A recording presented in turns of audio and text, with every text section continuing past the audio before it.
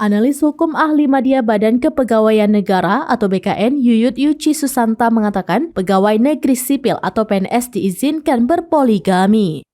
Hal itu disampaikan pada acara seminar sosialisasi dan bimbingan penyelesaian permasalahan kepegawaian di kantor pusat BKN di Jakarta pada Kamis 25 Mei 2023.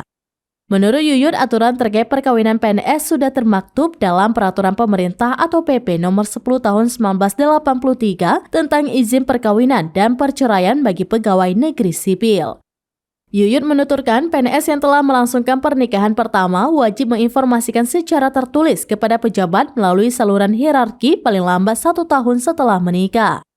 Kemudian bagi PNS yang ingin memiliki istri lebih dari satu wajib memperoleh izin dari pejabat dan memenuhi syarat. Pertama, dalam syarat alternatif yakni istri tidak dapat menjalankan kewajibannya karena cacat badan atau penyakit lain yang tidak dapat disembuhkan.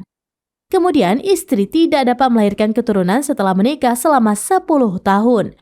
Sedangkan syarat kumulatif yaitu ada persetujuan tertulis dari istri sah PNS yang bersangkutan dibuktikan dengan surat pernyataan bermaterai.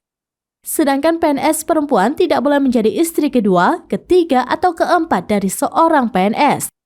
Namun boleh menjadi istri kedua, ketiga, dan keempat dari bukan seorang PNS selama mendapatkan izin pejabat.